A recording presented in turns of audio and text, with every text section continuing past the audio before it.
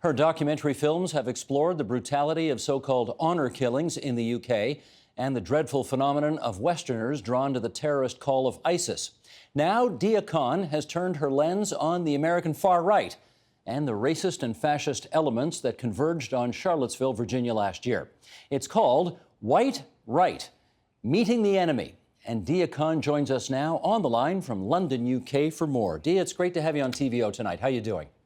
I'm very well. Thank you so much for having me. Just before we chat about your picture, I think it's worth showing the folks at home a little bit of what you've been up to. We want to start with, here it is. This is some tough stuff. This is Jared Taylor, an excerpt from the film, leader of an alt-right group in the United States called the American Renaissance. Sheldon, let's roll that, please. So as you know, I am a woman of color. Yes. Yes. I am the daughter of immigrants. Mm-hmm. I am a Muslim. Mm-hmm. I am a feminist. I am a lefty liberal. I wouldn't have I ever see your guessed face. that. And what I want to ask you Mm-hmm. is, am I your enemy? You're not subjectively my enemy, but what you are promoting will lead to the disappearance of my people and my culture. And I will tell you this, it annoys me tremendously when I'm told by some immigrant or a child of immigrants that the only reason my country is worthwhile is because people like them have come here. It's as if to say, my ancestors built a dung heap, and I don't doubt your goodwill, but your goodwill is objectively going to lead to the oblivion of my people. I'm sorry, there is no other way to see it. Deeyah, let's start with this. I'm always curious as to why filmmakers want to spend time with people who don't love them. And clearly, you spent some time with a lot of people in this movie who don't love you or what you represent. So why do it? You know, why do it is because I'm always interested in why people do the things that they do, why people hold the beliefs that they hold. And my desire to understand it is not to normalize it or to excuse it, but it is so that the rest of us can become better and more effective in countering it. And the reason I actually ended up making this film in the first place is because I did a TV interview with the BBC where, to my mind, I'd said very bland statements in support of multiculturalism and about our diverse society and the fact that, you know, people like my family and other people of color who come to Western countries, that they will have to adjust to the countries that we now live in. And similarly, you know, white people who were used to their countries immigration from various parts of the world, that they will also have to get used to the fact that we are all here now together and that we're going to have to find a way to live together where it means that people like myself and you belonging and being a part of our societies. And so that's the gist of what I said. And the response to those comments, that interview went viral, ended up on various violent racist websites, particularly in America. I was inundated with death threats and various descriptions of how I was going to be killed and how my comments were essentially committing white genocide, is what they were saying.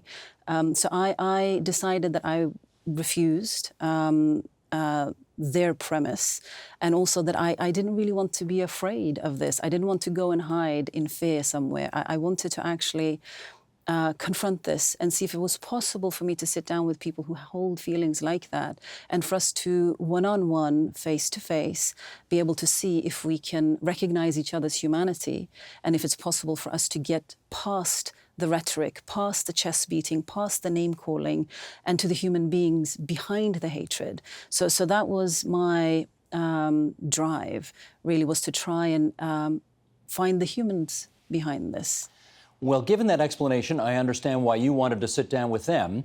But given what you represent to them, I asked myself the whole time I was watching this picture, why are they sitting down with her? Why do they want to how did she get access to all of these people? Why would they want to speak to her? What's the answer to that? Well, you know, Steve, the thing is, the vast majority of the people that I reached out to and the various groups that I contacted actually refused to speak to me. So in that sense, you know, the people who've made it in the film, you know, it's sort of self-selecting in that way.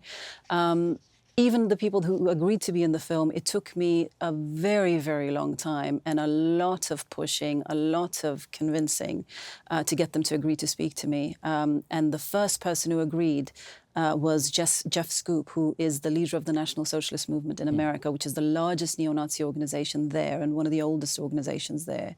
And his condition sort of was that I come to him and that I come to a specific motel that he suggested, and that I would only get 1 hour, and after that 1 hour I needed to just basically disappear.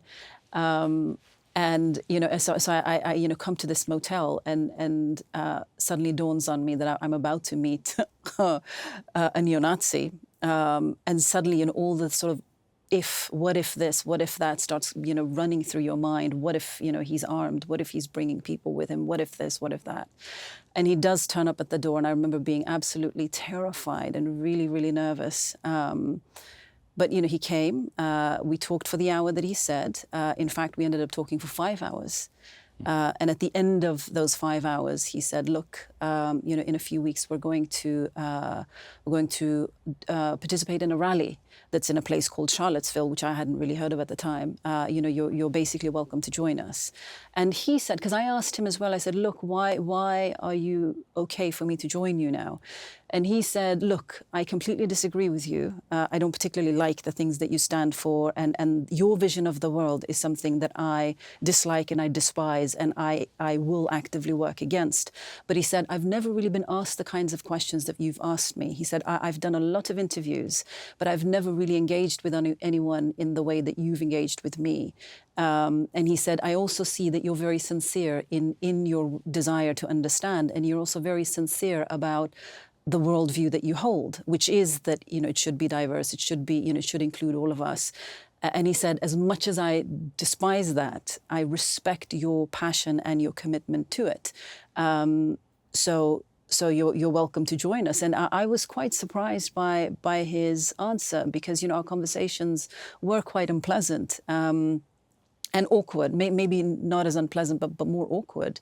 But what was interesting to me is, with him and also with several of the other men that I spoke to, I always wondered, is it possible for people to be hateful up close and personal? And of course it is possible for some people with devastating consequences, but for the vast majority of the ones that I met with anyway, they weren't able to be hateful to my face. When I would use derogatory language about myself that was included in the threats that I'd received, and language that these guys used themselves, it's nothing they haven't heard before. When I would, call myself some of those names in front of them, and read those threats to them, they would get really uncomfortable. And I find that really interesting and really telling. Deeyah, I'm going to go even further than that, though. I'm going to go further than that, Deeyah, because I'm going to say, during the course of watching the movie, they didn't just tolerate you, they came to like you. In fact, I think some of them came to have a bit of a crush on you. And I think you changed some minds during the course of this movie. Did you feel that? I did feel that. So after, it was really very, very surprising to me that some of the men that I spoke to, one of the younger men, his name is Ken Parker. He's also a neo-Nazi. He used to be, before becoming a neo-Nazi, he was also a member of the Ku Klux Klan, and has been active in the white supremacist movement for very many years. And in the time that I spent filming with him, he told me, the kinds of harassment that he's inflicted upon the Muslim community in his local area, how he hates Jewish people. And some of the filming that I did with him, he was flyering a Jewish neighborhood on Yom Kippur, throwing around really hateful leaflets. Excuse me. But the more time that I spent with him, towards the end of the last day, he sort of looks at me and he says that he considers me to be his friend. And that's the most shocking thing I've heard in this whole film. I did want to ask you that. I did want to ask you how you felt when these neo-Nazis, after spending time with you, described, and it was more than just that guy. There were other guys too, who said they regarded you as friends. I get goosebumps even thinking about this right now. I mean, I knew that we were going to be on opposite ends of the spectrum. I knew that we were going to disagree on everything. And I knew that I was going to have to hear really uncomfortable things about myself and people like me. But the last thing I expected was to be called a friend by somebody like that. It was absolutely, I mean, I was lost for words when he said it.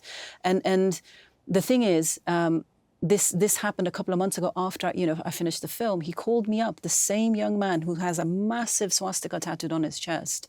And he said, look, Deeyah, he said, I've left the white supremacist movement. And I was so shocked to hear this because he was so utterly committed to the cause. And I asked him, why is that? And he said, well, you were respectful to me and you didn't give up on me. And he said, but also he had promised me that he was going to start engaging with other people who are also different from him. And he actually honored that and had started speaking to an African-American man within his apartment complex, who then also took him to his congregation. He's a pastor. He took him to his congregation, which is all black. And they were loving towards and compassionate and forgiving towards Ken, even though he told them who he is, what his views are, what his background is.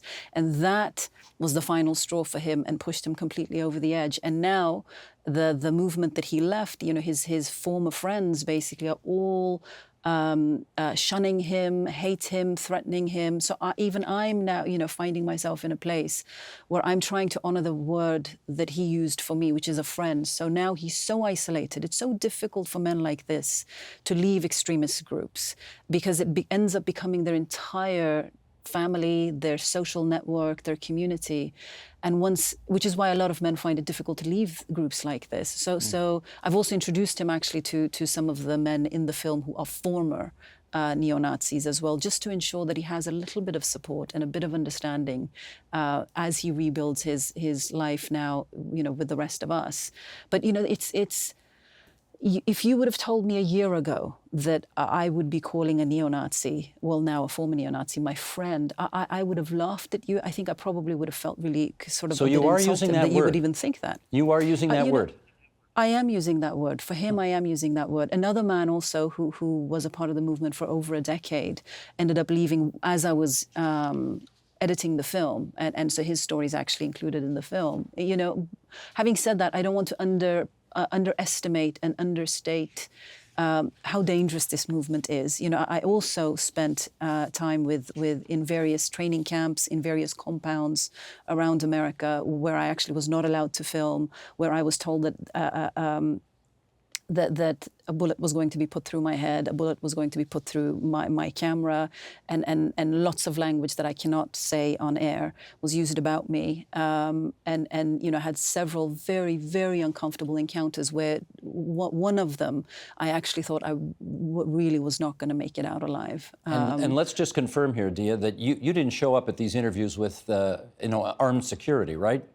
No, it was just myself and my colleague and my camera, and that was it. And of course, I several times realized that what I'm doing is a little bit crazy. And one of the encounters that I did have at a compound where they were waving guns at me, they were shouting at me, they were calling me all kinds of things. And even telling me, what could happen to me. And I also remember looking at my mobile phone, seeing that there's no signal. And remember thinking, if they wanted to, they could just put a bullet in my head and put me in the ground right now. Nobody would know where I was. Nobody would find out. Because also I hadn't told anyone at that point that I was making the film and that I was, in some of these areas. And the first thing I did when I got back home to the hotel is that I contacted my colleague. Even my colleagues I hadn't told back in London. And I told her, I said, look, this is the number of my mother, this is the number of my brother. If you don't hear from me every 2 days, you need to inform them that something's happened to me. So, it was a very, very difficult, very hard film for me to make, but also a really important one on a personal level, because I started out making this film feeling very pessimistic about this movement and about, where we're headed in our societies in general. And also very afraid of these people. And at the end of it, I do feel liberated from my own fear. But again, I'm under no illusion that this is not a dangerous movement. It very much is, and it's had deadly consequences. Even at Charlottesville, where I was, Sure, a young woman lost her life, Heather Hare. But I think, what I've learned from the film is, how we engage with these people, I think is quite important. I understand the desire to condemn them and to sort of shout them down and throw things at them and ban them and all of this. But at the same time, I think as satisfying as that is and as sort of self-righteous as we can feel about us having all the right opinions and them having all the wrong ones, I think, it's absolutely sure on my end, that what drives a lot of these men is ideology sort of second and more primary. What makes them susceptible to these types of movements is psychological, social, emotional vulnerabilities that they have, which is something that we all, as a society, can actually do a lot more about. Well, let me explore that for a second with you, because we understand that the fellow with a swastika tattooed on his chest is one kind of neo-Nazi skinhead that everybody gets. But you also profile in this documentary a guy named Richard Spencer, who doesn't look anything like that. This is obviously an elite, average-looking guy who dresses in nice clothing, and we're taking a look at him right now, and he is, I guess, a danger of a different kind from a well-educated, well-off elite family. What explains people like Richard Spencer becoming hateful racists? Well, I think the motivations, as you say, I think the biggest difference to me in the various groups that I interviewed and met with, you have the working class guys and sort of the boots on the ground, the neo-Nazis who are in street fights and things like that and engage in violence. Then you do have, what I would call sort of the suit and tie brigade, who do come from educated, elite, financially well-off backgrounds. Men like Jared Taylor, who you saw earlier, and also Richard Spencer. I think their motivations is much more sinister. I think I found them to actually be more hateful than the neo-Nazis. The neo-Nazis, I could actually relate to some of their grievances. I dislike and disagree with their opinions and how they're choosing to sort of express their grievances. But with the suit and tie guys, I find them to be far more dangerous because they also have access to power. And what they are after is power. They're not just trying to regain their sense of dignity and their sense of sort of manhood. They are also gunning for power. And they also, very many of them, have access to that power and have the ear of people within the American government. So I think men like that are far more dangerous, far more sinister, and far more strategic in sort of deploying their hate. And what I also would say is that what I find very cynical about them is that they're very much preying on the vulnerabilities of young men, for example, like Ken and others that I met in the movement. They're very much preying on the disenfranchisement of a lot of young white men who feel alienated, who feel angry, and who are struggling with keeping up with the way their society is changing, and finding that they can't quite keep up. But what I would say, what the similarities are, the differences are class and the motivations that the men have. But the similarities, I would say what it means to, manliness and masculinity is something that I found to be a sort of consistent thread throughout the various groups. Where manliness is associated to dominance and to violence. And to a hierarchy of oppression, basically. So that I find really interesting as well. And also, one of the films that I've done before this, as you mentioned, is also about, jihadis. And what struck me to be very, very interesting about this film is how there are tremendous similarities between young Muslim men who are drawn to violent extremism and white alienated men who are also seeking, violence and kind of a great lost past, a golden age that they're all sort of harping back to. But the type of guy, their social and psychological and emotional makeup is very, very similar. And what these movements are providing for them, the needs that they satisfy for them is also very much the same, and also just as cynical. Right. We've got a couple of minutes left here, and I do, I feel it incumbent upon me to bring the American president into this somehow, because I'm wondering whether your subjects commented on whether Donald Trump's election affected their movement in any way. Absolutely. They were crystal clear, from the suit and tie guys to the neo-Nazis. They were absolutely crystal clear that the election of Donald Trump has helped their cause. And that there is absolute synergy there. One of the men said it crystal clear. He said, our talking points are now in the White House. Our talking points used to be on the fringes, but now they are actually in the White House. So they're all seeing the election of Donald Trump as a victory for them. Of course, they don't feel that he's going quite far enough, but, you know, build the wall, you know, ban Muslims or ban people from certain countries, even, you know, the attempts of, you know, trying to see if they can strip existing citizens, you know, from their passports. You know, all of these are incredibly welcome measures throughout the spectrum of the white supremacist movement in America. And also, you know, we cannot ignore Donald Trump's response after Charlottesville, you know, or the lack of response, I should say. Good people on both sides, Deeyah. That's what we heard. Exactly. And I was there, and I can tell you that there were not good people on both sides. Well, in which case, in our last minute here, since I'm not sure it's a viable plan to send you out into the world and have you meet every single neo-Nazi and change minds and hearts as you did during this documentary, we probably need some kind of alternate approach. You got any ideas on that? I think the alternate approach is that we need all hands on deck now. I think the politics of resentment and fear and division is spreading absolutely, definitely across Europe and in so many other Western countries. I think the rest of us have to resist it. I think we have to absolutely also engage with people who we disagree with. I realize that I'm just one person, but, you know, we all can play a part in this. And what we must not do is allow for the far right to occupy the conversations about also the challenges of living together. You know, diversity and multiculturalism is a beautiful thing, but there are also clear challenges, you know, within that, and the rest of us have to be open and honest about it and be willing to confront it and not just sort of sweep it under the rug. And because if we do that, the only people that we're leaving in the field to speak about all of this is the far right. And I think, speaking about Donald Trump, what's so powerful about him is that he acknowledges the pain and suffering that the underclasses and working classes of America and the poor of America are struggling with and are suffering. And him saying, you know, you were forgotten, but you are forgotten no more, is incredibly powerful. We need to engage with people like that. And I know some people will say, why is it the burden of the rest of us, especially us, you know, people from minorities even? You know, why should we have to